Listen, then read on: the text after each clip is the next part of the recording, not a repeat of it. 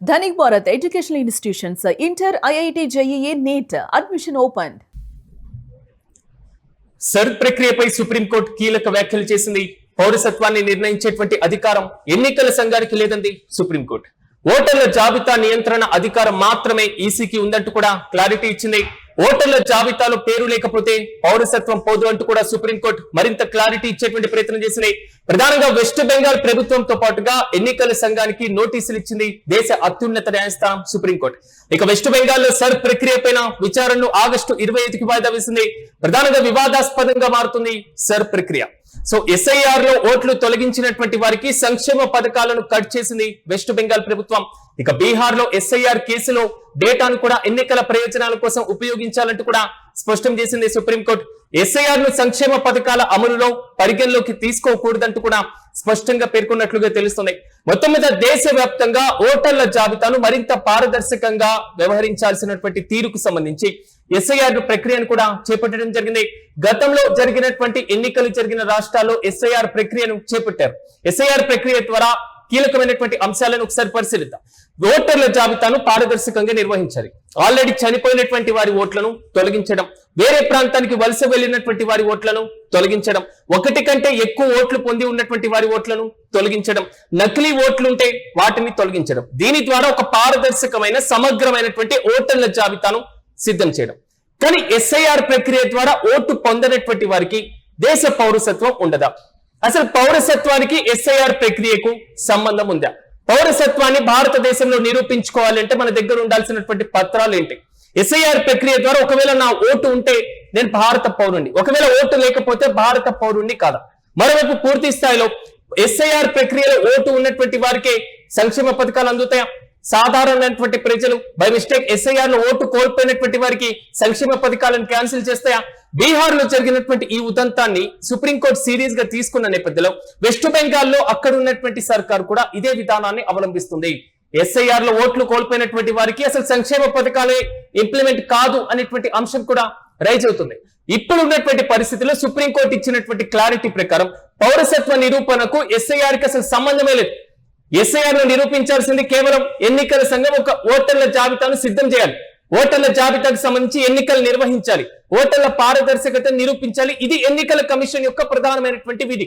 కానీ పౌరసత్వ నిరూపణకు ఎన్నికల సంఘానికి ఉన్నటువంటి అధికారం ఏంటి? గౌహతిలో 18 డాక్యుమెంట్లు సమర్పించిన పౌరసత్వం పైన ఇంకా నీలి మేఘాలే కమ్ముకొని ఉన్నటువంటి పరిస్థితులు మనం చూసాం. దీంతో పాటుగా ఇప్పుడు దేశంలో అత్యంత కీలకంగా విదేశాలకు వెళ్లాల్సినటువంటి పాస్పోర్ట్ కూడా పౌరసత్వానికి ఒక ప్రామాణికం కాదు అంటూ కూడా భారత విదేశాంగ శాఖ ఇచ్చినటువంటి కీలకమైనటువంటి ఉత్తర్వు. ఇప్పుడు భారతదేశంలో పౌరసత్వ నిరూపణ ఎలా అనేటువంటి క్వశ్చన్స్ తాజాగా రైజ్ అవుతున్నాయి. ఇక ఇదే అంశంపై మరింత సమాచారం మా ప్రతినిధి కిరణ్ అందిస్తారు. కిరణ్, చెప్పండి, తాజాగా సుప్రీంకోర్టు ఇచ్చినటువంటి జడ్జిమెంట్, పౌరసత్వం అంటే ఏంటి, మరి ముఖ్యంగా సంక్షేమ పథకాలు దేన్ని ఇంప్లిమెంట్ చేయాలి, దేశంలో కీలకమైనటువంటి రాష్ట్రాల్లో జరుగుతున్నటువంటి ఈ తంతు, ఈ ఘటనలు, ఈ మొత్తం మీద సుప్రీంకోర్టు తాజాగా జడ్జిమెంట్ ఇచ్చినట్లుగా తెలుస్తుంది. అసలు సుప్రీంకోర్టు ఇచ్చినటువంటి జడ్జిమెంట్ యొక్క సారాంశం ఏంటి, పూర్తి డీటెయిల్స్ ఏంటి? ఎస్ఐఆర్ ప్రక్రియ పైన సుప్రీంకోర్టు ఇప్పటికీ పలు రాష్ట్ర ప్రభుత్వాలకు స్పష్టమైన ఆదేశాలు జారీ చేసింది. ఇక్కడ ప్రధానంగా పౌరసత్వానికి ఎస్ఐఆర్ ప్రక్రియకు ఎలాంటి సంబంధం లేదంటూ అటు బీహార్ ప్రభుత్వానికి కూడా సుప్రీంకోర్టు చురకలు అంటించింది. ఇక్కడ వెస్ట్ బెంగాల్ వ్యవహారాన్ని మనం చూసినప్పుడు వెస్ట్ బెంగాల్ లో సర్ ప్రక్రియకు ప్రభుత్వ సంక్షేమ పథకాలకు లీక్ చేశారు. ఏవైతే ఓటర్ల జాబితాలో ఓటు లేని వారికి సంక్షేమ పథకాలు తొలగిస్తున్నారు. ఈ పథకాల తొలగింపుపై ఇప్పటికే సుప్రీంకోర్టు అటు ఎన్నికల సంఘానికి వెస్ట్ బెంగాల్ ప్రభుత్వానికి నోటీసులు జారీ చేశారు. అసలు పౌరసత్వం అంటే ఏంటి, పౌరసత్వం ఎలా నిరూపించుకోవాలి అనే అంశాల పైన సుప్రీంకోర్టు స్పష్టంగా కేంద్ర ప్రభుత్వానికి గైడ్లైన్స్ జారీ చేసింది. ఒక పౌరుడు తన పౌరసత్వాన్ని నిరూపించుకోవాలంటే ఆ పౌరుడి పైనే ఆధారపడి ఉంటున్నట్టు గతంలో గౌహాతి కోర్టు ఇచ్చిన తీర్పు పైన పలు అనుమానాలు, పలు విమర్శలు కూడా రేకెత్తాయి. ఇక్కడ ప్రధానంగా ఆధార్ కావచ్చు, పాన్ కార్డు కావచ్చు, బ్యాంక్ అకౌంట్ కావచ్చు, 10th క్లాస్ మార్క్ లిస్ట్ కావచ్చు, స్టడీ సర్టిఫికేట్ కావచ్చు, ఇవి ఏది పౌరసత్వం కాదు. మరోపక్క పాస్పోర్ట్ అనేది విదేశాలకు వెళ్ళడానికి ఒక అనుమతి పత్రమే అంటూ ఇటీవల విదేశంగా జారీ చేసిన సర్కులర్ కూడా ప్రజల్లో తీవ్ర ఆందోళన కురిపిస్తుంది. ఇటు సంక్షేమ పథకాలు రద్దు చేయడం, మరోపక్క ప్రభుత్వాలు ఎవరి పాటికి వారు, ఎవరి పౌరుడు తన పౌరసత్వాన్ని తానే నిరూపించుకోవాలని స్పష్టం చేయడం.